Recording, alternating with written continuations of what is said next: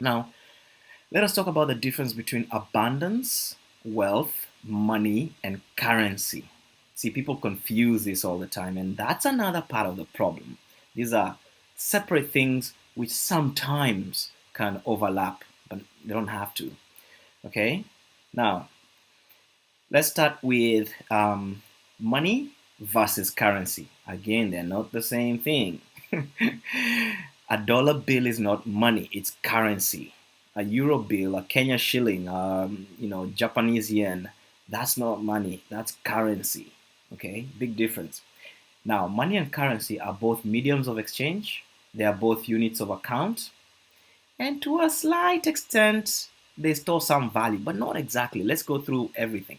Now, if you look at the left column, you've got the words portable, which means easy to carry, durable, which means last long, divisible, which means you can change $100 bill into dollars, $1 or $5 notes or whatever. And fungible, which means interchangeable, which means $1 in my pocket is the same as $1 in your pocket. It doesn't matter which dollar uh, a shopkeeper gets; they're all the same. That means fungible. So these four words are the components of MOE and UOA, medium of exchange and unit of account. These are the components of MOE and unit of account. Now, if you look at the money column and the currency column, you can see that both of them have all of those four components as yes. Now, let's look at the next two rows on the left column. The first row says printed, minted indefinitely.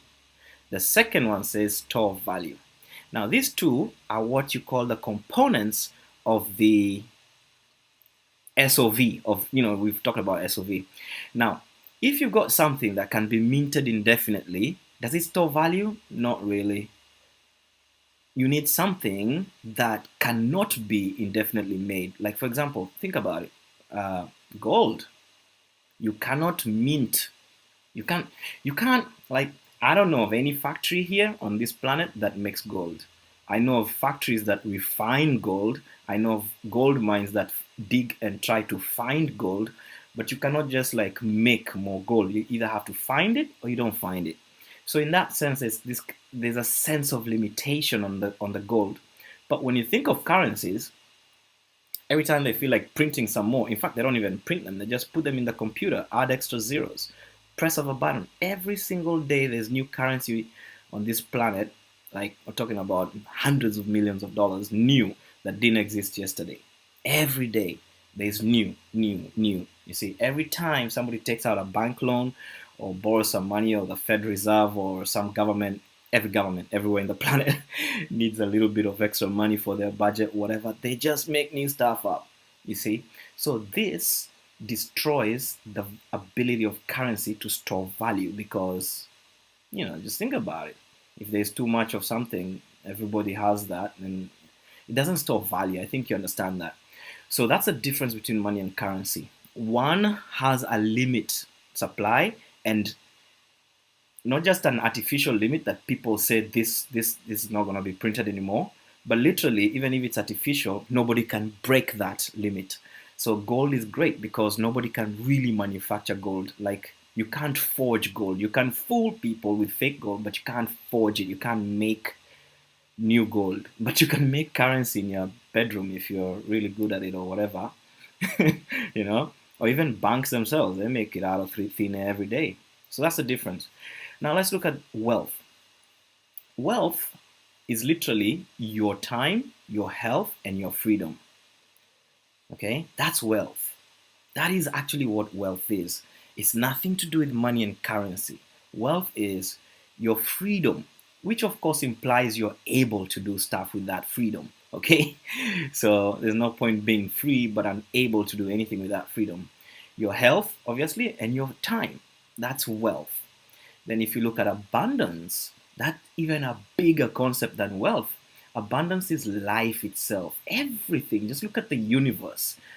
There's so much going on. You look at in the oceans, in the trees, on land, underground, in the skies, in the stars, in the galaxies, in the universe. It's an infinity. Okay? And I'm gonna use the word infinite love and light because One is like the spiritual word for it, the other one is like the scientific word for it. And by light, I literally mean the quantum energy material that forms all of existence. It's an infinite amount of energy. I mean, scientists now know that, there was an old idea that, energy is a fixed quantity in the universe, but now we actually know it's not a fixed quantity. I mean, it's it's it's crazy how much energy there is in this universe. It's ridiculous. Okay, now you may not know how to harness it, but that doesn't mean it's not there. Okay, but abundance is that infinity of life itself, and the fact that we are able to even use it. Now, abundance is also the freedom to do what you desire when you desire. Again, these words have nothing to do with money and currency, although they may include that. Okay, so money and currency is not a requirement for abundance, but it may include it. Okay.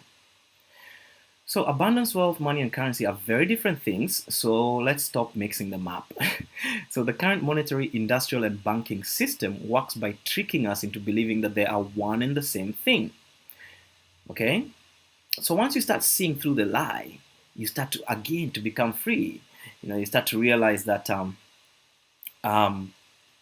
you know, the industrial idea that you have to struggle hard to get some money, and the more you get, that's abundance. And money comes from only banks, and that's it, and nobody else. All those little things are just kind of like part of the trickery, right?